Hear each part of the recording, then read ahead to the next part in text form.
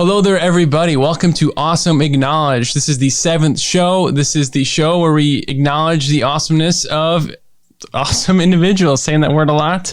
Today's guest is an individual who is not only just like the best person to talk anything Spider-Man with, but also an individual who runs the incredibly amazing and incredibly interesting podcast and blog, Feeding Curiosity. Please welcome Erich Wenzel. Thank you so much, Erich, for coming on the show. Yeah, thanks, Joey. This is awesome. Really cool to be able to have you here. Not only use the audio equipment here and just talk about it, because I usually interview other people, so it's weird to be on the other side. Hey, it's an honor for Erich is letting us film in this is the very studio where the podcast we're going to be talking about today's film. So honored. Yeah, this is awesome. On today's show, we are going to go a little bit in depth about the podcast. For a little background about Feeding Curiosity, the show's anchor page, which we'll post a link below, reads Think, Question, Synthesize, a podcast that explores the precarity of human experience, hosted by Erich Wenzel, who shares mindset, books, and ideas he's experimenting with, and possible ways to integrate them while sharing the journey of those around him. So really cool concepts. The very first episode of the show premiered on February 9th, 2018. I've had the honor of being on the show twice. One show being about the legacy of superhero films, that was so much fun. Mm-hmm. And the other being on the podcast's film deep dive series, along with our very talented friend, Jordan Chris. We talked about Ex Machina. I've had an amazing time in both. Definitely check it out. The website is amazing too. It has an awesome list of recommended reading and the Feeding Frenzy section, which we'll go into a little bit later. To start things off, I love how the show is a combination of guests, recommended readings, personal reflection. So really a lot of cool areas. When creating a new episode, how do you decide which of those formats it'll be? A lot of times it comes down to, for me, is who do I have available if I don't have a backlog? It'll be, okay, or do I want to spread out the backlog? Maybe I've had a couple podcasts of the same guest on it a couple times in a row. So I'll be like, all right, let me spread this out a little bit and I'll have some reflection. Or if there's a thought that I've been working on for a little while and I have some writing that I've been working on, then I just kind of power through it and say, here's the thing that I really want to get out in the world, and it helps me a lot. And then I put it in a way that helps other people. So has there ever been like a show where you might have discussed a topic with a guest and then it made you think like, okay, I want to do a personal reflection about that? Yeah, actually, topic? I mean, a lot of them are circling things that a lot of the questions I do ask in general to my guests are things that I'm trying to work on in my own life. For instance, traveling is a big one for me. For both of us that are in the Midwest here, the people who come here, like our parents, they put deep roots, and it's really hard to travel, or at least if you don't have the experience of traveling from your family, it makes it really hard to do that.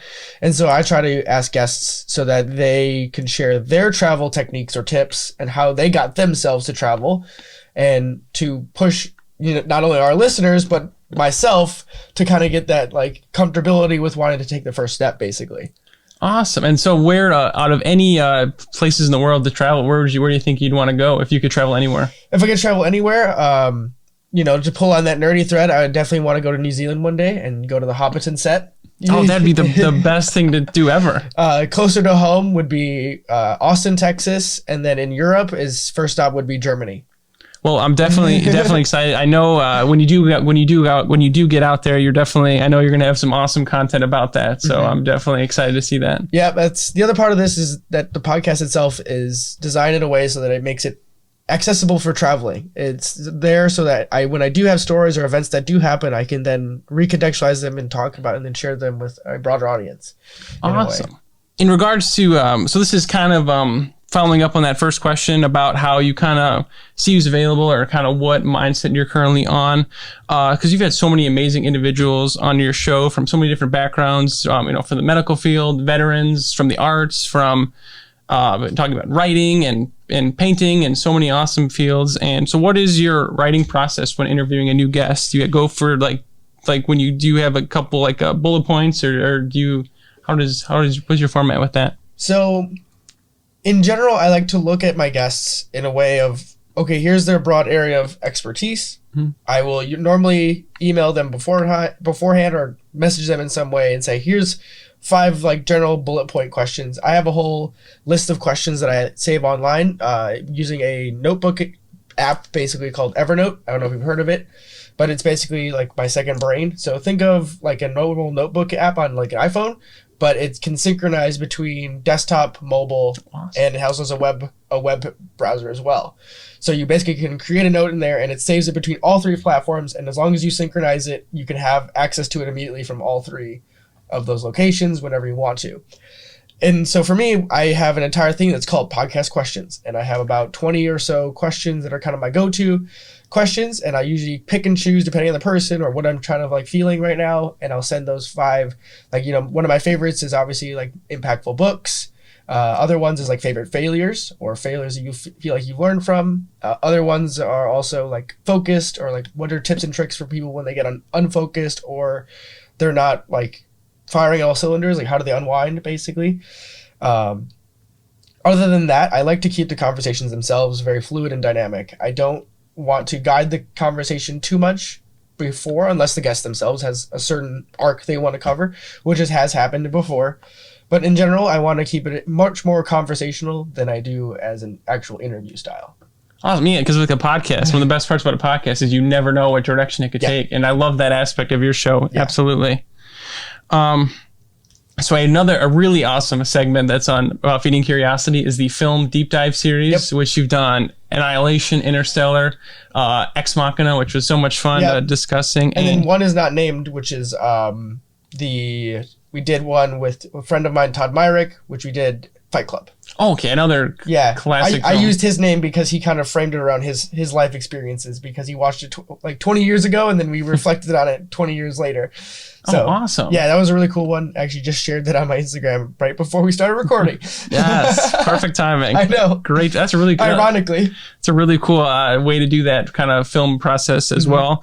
So are there any, what I wanted to ask, are there any films in the future that you're interested in doing a show about, or any just film recommendations in general that you've kind of watched recently that made you kind of curious about the film's kind of themes? And that's actually a really good question. I do actually want to do another film deep dive. I think having more formats out there and just other kinds of content rather than this just strict interview format is always useful. It, you know, pulls on different brain uses and how you do it. So as of right now, I don't have anything in the pipeline for that, but I'm always open to doing another one whenever we want to get one going. But I just recently watched Ford versus Ferrari, and I just shared that on the Feeding Frenzy that just went live earlier today. And that movie was surprisingly really, really good. I had expected it to just be kind of like your standard car movie, and it really wasn't that. It was much more about the people behind the cars, and it's like how they created it, like the engineering behind it, and how so it basically follows the story of Carroll Shelby, who would later go on to make the, you know, Shelby Cobra and things like that, and Ken Miles. And basically it was Carroll Shelby dealing with the entity that was Ford at the time, and then Carroll Shelby and Ken Miles' relationship as like this two dynamic duo, basically to build the Ford GT40 as like this race car that would take on Ferrari at the Le Mans 24 hours, or the 24 hours at Le Mans, which is like this race in France that like no one had ever, like no American car and driver, I believe, had ever won it before, except Carroll Shelby.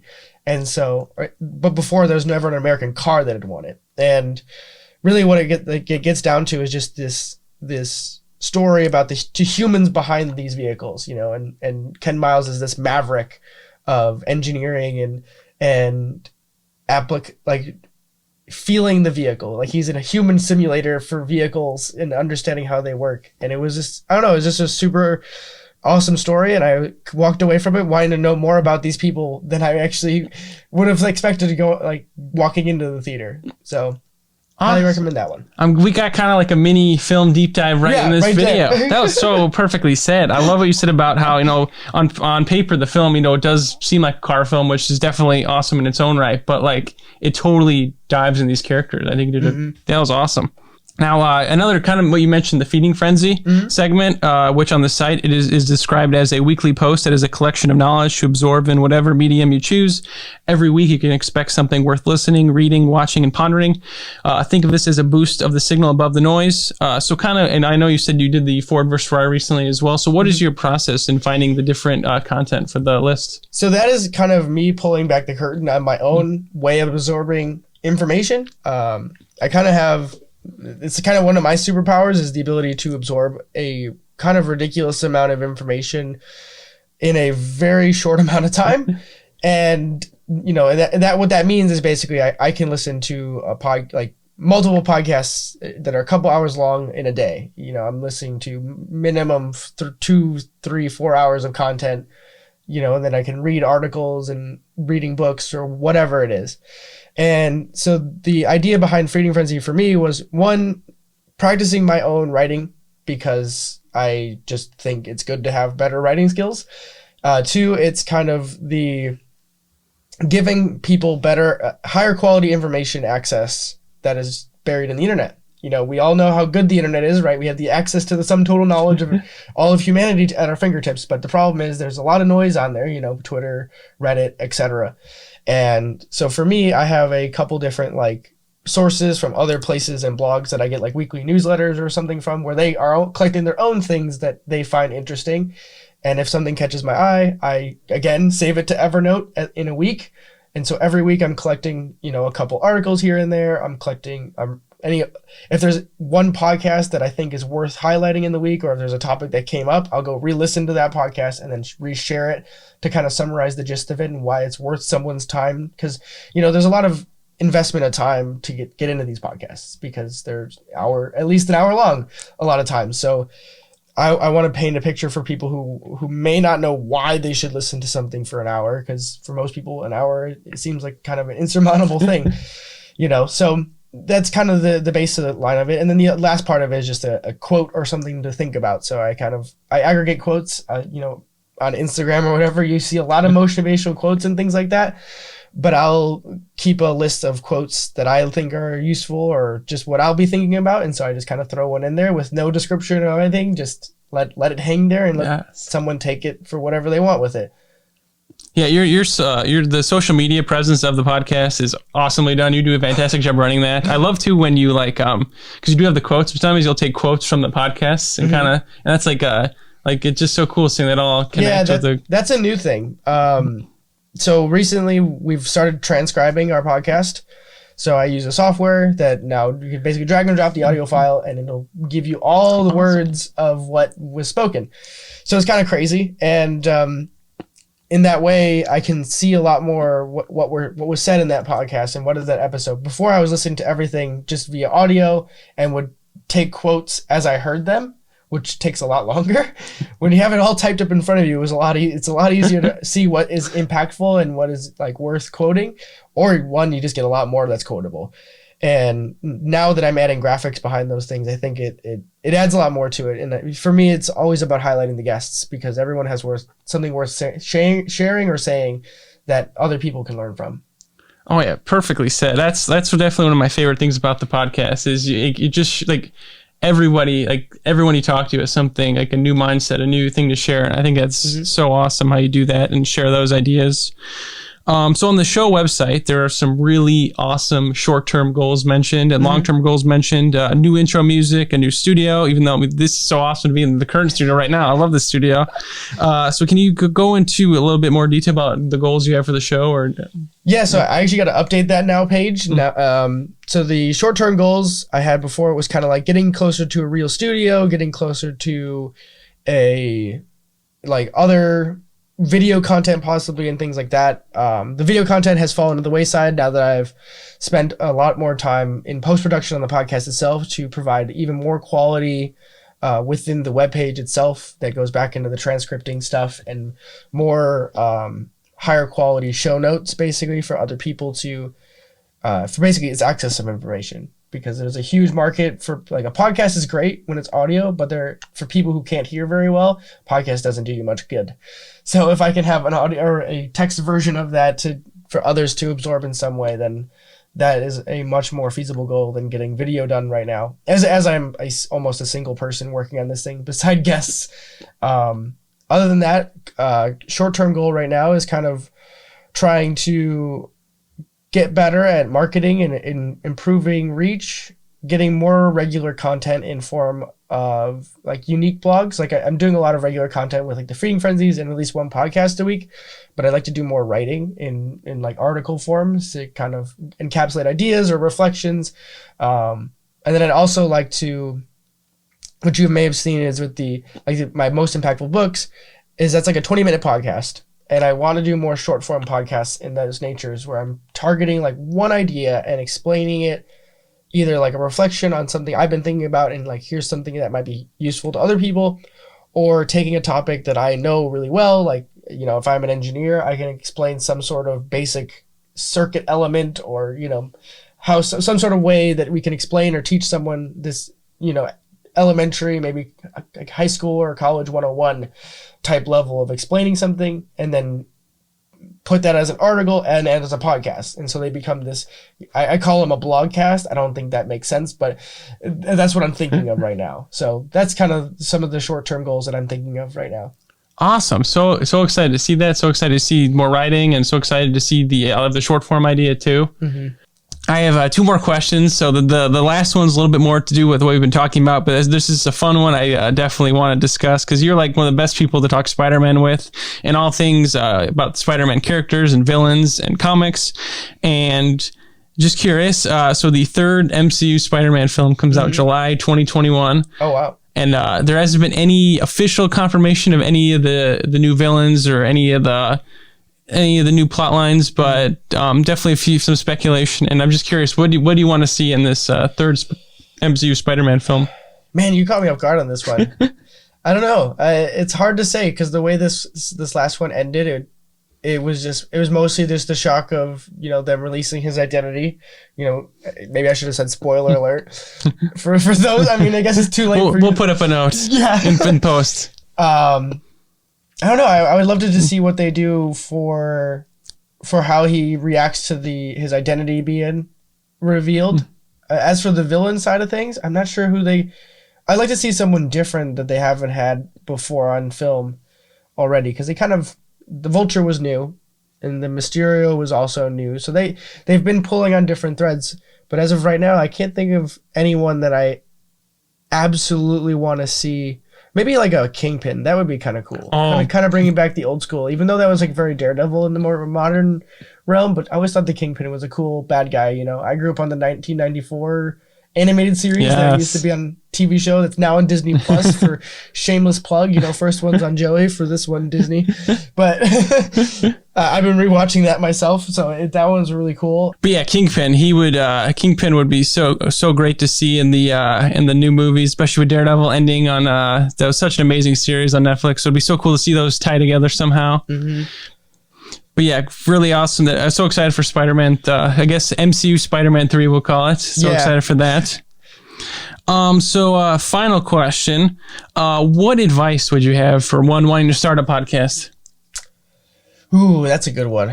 So right now the podcasting space is going to be, it's starting to, and probably already is, very crowded in the sense that there's a lot of people that they just want to get into podcasting because it seems buzzwordy, or they just see other people doing it and they're like, I want to be part of that. It's like a lot like YouTube was in the very beginning, if that makes sense, you know, a couple of years ago. So the first thing I would say is don't worry about quality or like buying all this expensive equipment, because audio equipment is no joke.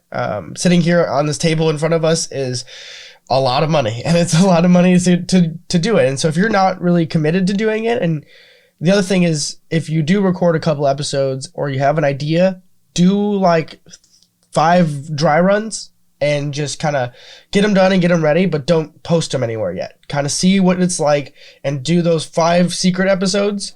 And then, you know, on the 6th episode, that one will be your first real episode, because you'll learn a lot about audio editing, you know, how do you make things sound nicer and things like that, because that's stuff I did not do. And if you go listen to my first episodes and things like that, I've actually gone and re-edited, I think, the first 10 episodes so far, and basically remastered them because I learned so much just in audio performance and things like that.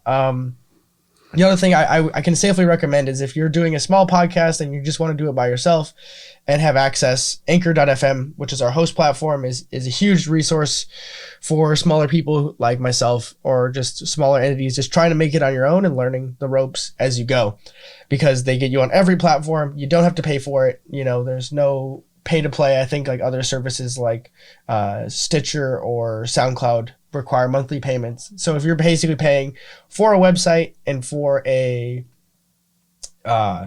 a host platform. That's 2 websites in one, basically, that you're paying for to just have your podcast exist. The other thing I would recommend is getting a really cohesive like design philosophy around it. Like put effort into the other aspects of what your podcast is about. That's what I really try to do. Is the audio itself is, that is the thing we're putting out in the world, but how do you package that? And for me, that is the website, that is the thumbnail, that is the show notes, the bio section. It's all of that. It's how do I package this in a way that makes it accessible to a person who would be interested in this, and making it feel like it's worth your time.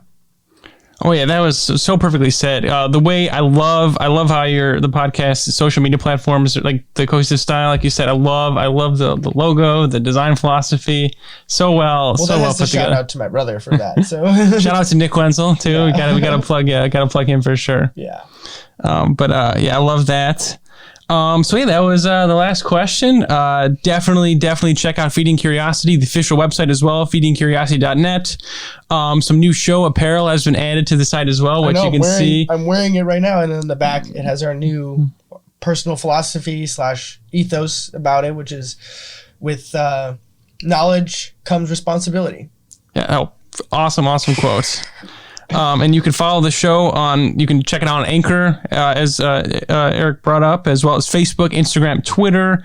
You can support the show on Anchor too, so definitely check that out. We will post all the links below, so many awesome places to check out the show. Any other things, any final words about the podcast as well? Any other places we can check it out? It's basically available on every platform, any major one, so Spotify, iTunes, Stitcher, SoundCloud, all of them. It's available for free, always will be free, and it's just this awesome project that I get to meet awesome people and interview awesome people like Joey here. It was an honor. And hopefully keep, building on those people. And as they move on to bigger and better things, they get to share them with ever broader audience. It's truly an honor to do, not only be on the receiving end of an interview, this is the first for now. And it's a lot of fun. And I spent a lot of time trying to grow and figure out what it is the podcasts and Feeding Curiosity represents. And for a lot of it, it's a lot of how I think and how I view the world. And